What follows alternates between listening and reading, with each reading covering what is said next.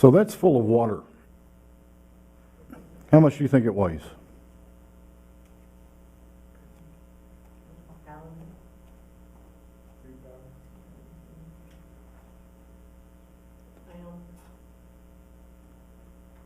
It depends on how long I hold it. It gets heavier. Yeah. 20 ounces of water probably. That's true. If I hold it for a minute, it's 2 pounds is probably a pretty good guess. You know, the metal in this thing and the water that's in it, probably in about 2 pounds. 5 minutes from now, that's going to feel like probably like 10 pounds. If I hold that for a whole day, I'm going to be paralyzed in my arm, and numb, and not be able to feel a thing. It will physically affect my body. The thing about that is it's a great example of what happens when we worry. There's been a whole lot going on lately that caused me to jump into that state of worry. This transition that we're about to make with Divine Connection, that as excited as I am, as awesome as I think it's going to be, there's some worry involved. If I hold on to that worry, it's going to start affecting many, many things. You see, the absolute weight of that cup, or the initial worry, matters very little. In fact, worry can be a call to action. If you're tuned into your thought process and you catch yourself worrying, let it be a call to action. Oh, that's something I might want to pay attention to, but then let it go. Don't hold on to it. Worry leads to stress. And stress is the #1 cause of illness and disease in this world. The emotional stress that we put upon ourselves, which comes about by holding on to that worry, creates so many physical problems within our body. Creates mental problems as well. You hold on to worry long enough thinking, oh, that's going to be difficult, or oh, that's going to be hard, or I'm going to screw that up. You start believing you're a screw up. You start believing that you can't do it. You start believing all kinds of things that are out of alignment with truth.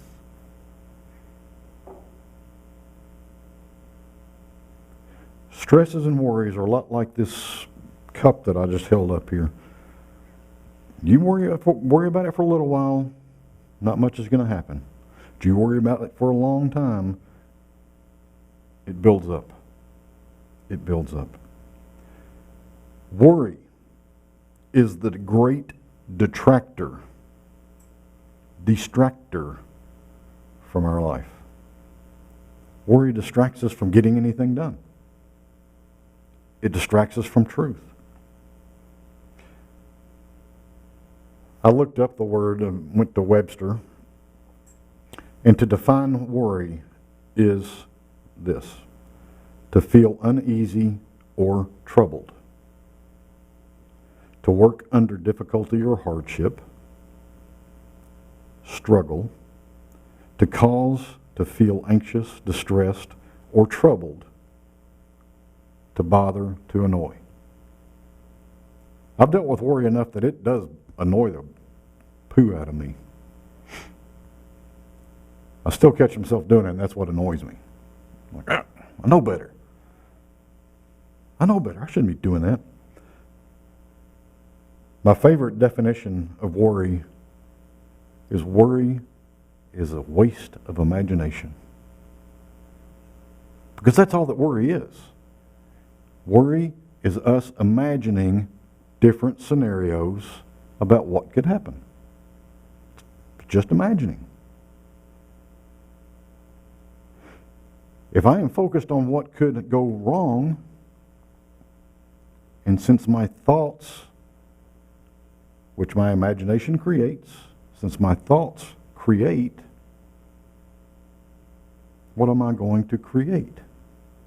I'm going to create what could go wrong.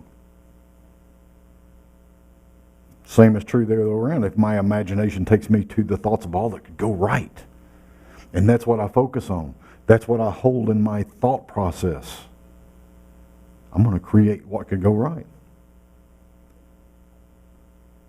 The problem with worry is it feels like we're doing something. You know, we see a situation coming up that something might go wrong. Worrying feels like we're doing something about it. Ooh, I'm playing it out in my head. I'm thinking of all the scenarios that could go wrong so that I can avoid them. No, we're focusing on all the scenarios that could go wrong because we're worrying about it. It feels like we're doing something, so we feel like we're being productive. And we're staying focused on all that can go wrong. It's like we talked, I think it was last week we talked about. If you come up with some things that can go wrong, come up with 2 things that can go right.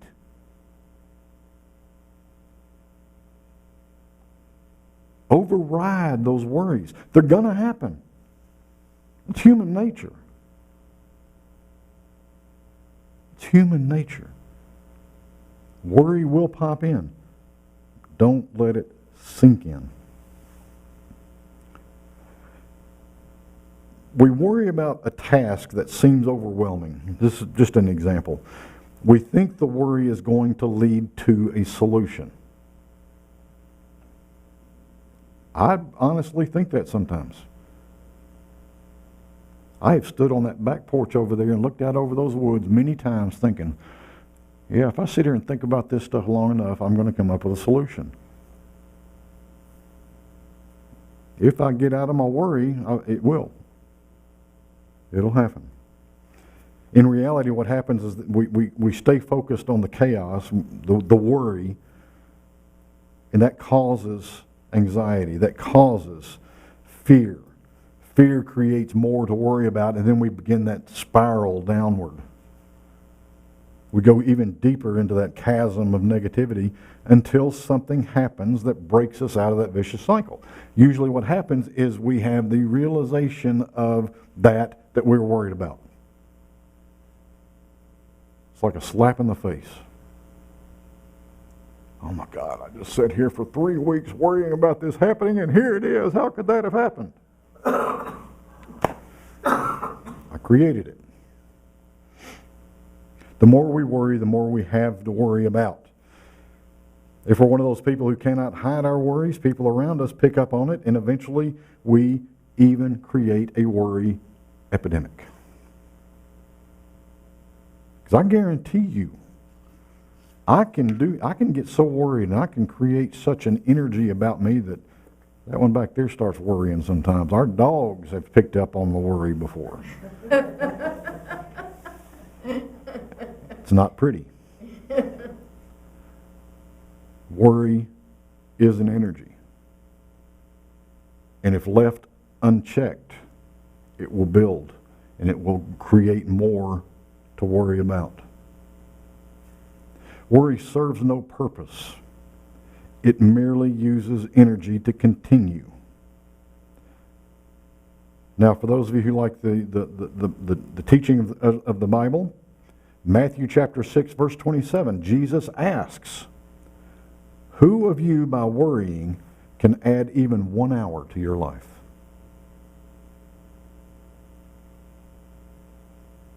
Jesus is way more polite about the way he said it than I am. It ain't helping you. Not one bit.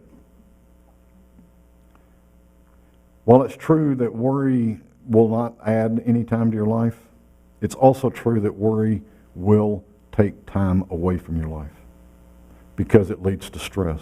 Stress leads to illness and disease. So worry doesn't serve you.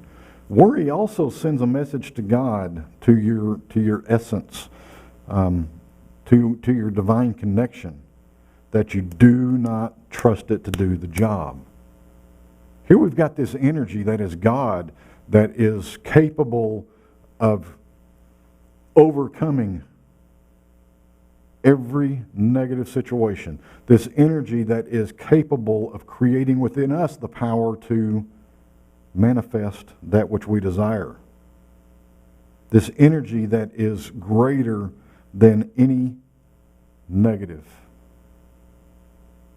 We've got that energy ready at our disposal, within us, everywhere present. You would think that when something happens out there, we see it and go, ooh, this could go wrong, and then we automatically say, oh my goodness, we've got God presence in charge of all of this. Instead of that, though, we worry.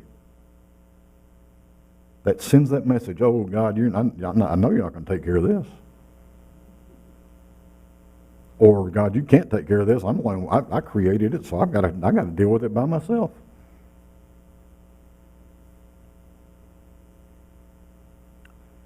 We're telling our higher power that it's not good enough, that it's not worthy enough to handle the situation when we do this. Worrying sends the message that we want to handle it all on our own. Yeah, don't worry about it, God, I'll handle it. Even more than that, don't worry about it, truth. Don't worry about it, essence. I'm going to let my ego handle this one.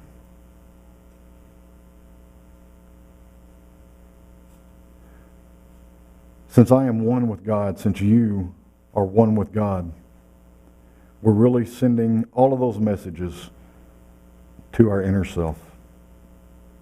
You're not good enough to handle it right, so we've got to do it this way.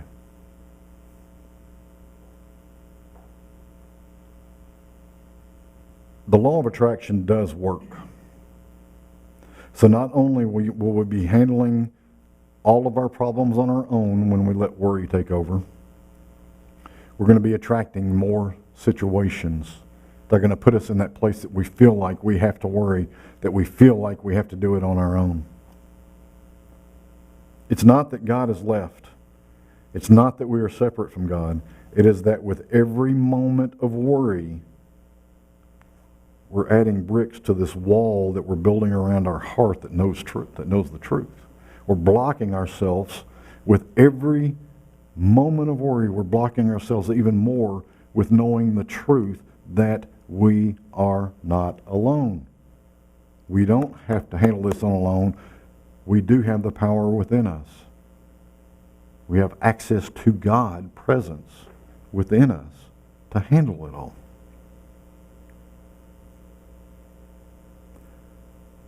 Also in Matthew 6, Jesus talks about the fact that even the birds and the flowers of the field have all they need to thrive. Think about that for a moment. If the birds and the flowers and the squirrels, if they have everything they need to survive, why would God not give us everything we need? You think about it for a moment. We think we need a whole lot more than we actually need to survive. I'm not speaking against those because I really do like having a vehicle to get from point A to point B. I really like having a place to call home.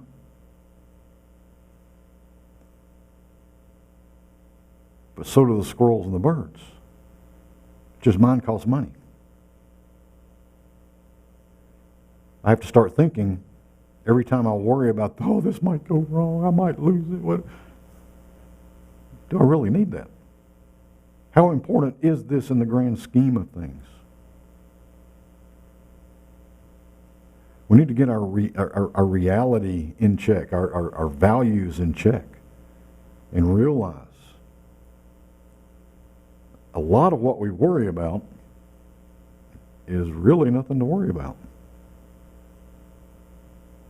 We need to look at our relationship with ourselves, with God, with others, and see the importance in that, see the truth in that,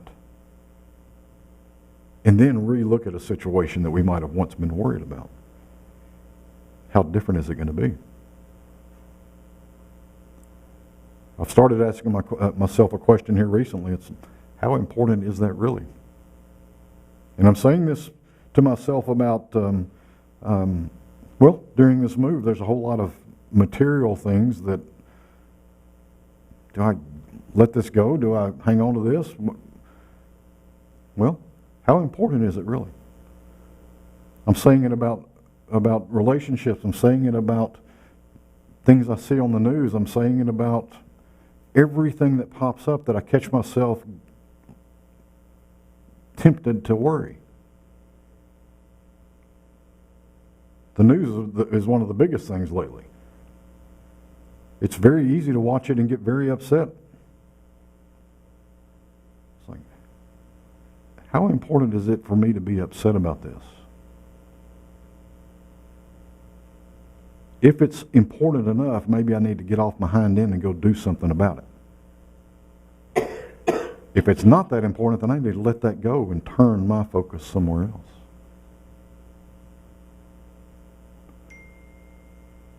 There is so much that we worry about, that we give importance to, that truly has no right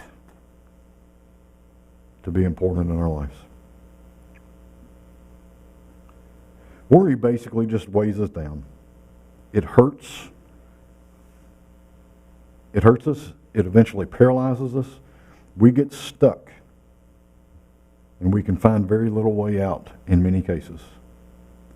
A prime example of this was a lady that she had decided somehow, and through her worry, she had convinced herself that it was unsafe for her to drive from her house to her work. So she found a way that she could work from home. Now this was many, many years ago, before the computer, before internet came around. So she had somebody that would bring work home to her, and then she would do that the next day, and then that night that person would bring more work and take back what she had just done. And this went on. This worked out really good for quite a while.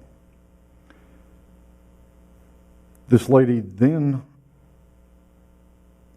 came to the point where going to the store was unsafe. And she was worried about what would happen while she was out. So she got to the point where anything she bought, groceries, clothing, whatever, was picked up and delivered to her. And this worked for a little while. And then the worry became that it was unsafe to meet anybody on her front porch. So people were having to leave stuff on her front porch, and after they left, she would pick it up and bring it inside. This went on and got worse and worse and worse, and after many months, her family found her living in her closet because that was the only place that was safe enough for her to be. Worry does that to us. That, of course, is extreme. But worry does that to us. It convinces us that we are unsafe. And so we shrink our world. And once we allow that to happen, something else becomes a worry. We shrink again. Stop worrying. Stop looking at what might go wrong and start looking at what might go right. Kathy has a wonderful thing that she does that we learned from a teacher friend of ours. It is, I wonder. Let your imagination move you to the good. Let your imagination move you to all that might be possible. I wonder what might be possible here. You don't have to have proof to back it up. You know, that's my problem with that thing that Kathy does is I always, that looks like, but I got to figure out how to make that happen. No, I don't. I can just focus on that.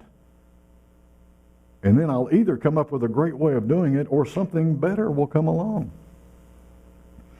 Ask yourself, what will this situation look like when it all works out perfectly? What will we think of ourselves when we accomplish this task that I once thought was impossible? What will we know about God when we allow guidance and we go further than we ever believed we could in a situation?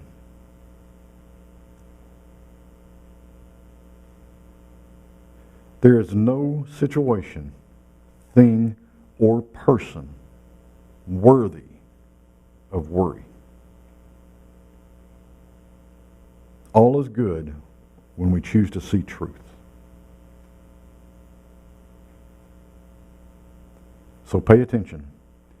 If you feel worry coming on, no matter what the situation, no matter how grave it may seem, if you feel worry, let that be a call to action. That action does not mean you have to do something physical to change things. It means you can change your thought process. You can change how you see it. Because if you're looking at it, no matter how bad it may seem at first, if you start looking at it through the eyes of positivity and possibility, as opposed through the eyes of worry, you're going to change your whole outcome. You're going to change everything about your experience of life, especially that situation. So let's close with prayer. Father God, we come together today knowing one life, one spirit, one love.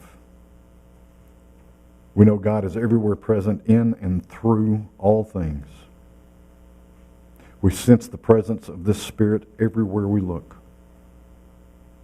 All around us, we see life expressing, knowing the omnipresence of God. We recognize that this is God expressing to us. Knowing that God is in all and through all, we know we are divine emanations of the one presence and the one power. As we know this to be true for ourselves, we know it to be true for everyone else. We are one. In this moment, we release worry and we claim that each and every one of us is open to a more complete experience of the divine. We are open to the limitless possibilities of the Eternal One. As we step into this beautifully unfolding experience that we call life, we see reflected in our lives an intrinsic ability to dive deeper into our relationship with our own personal divine. We release this prayer. We allow it to go into the law of love, knowing it returns to us fulfilled. And so it is. Amen.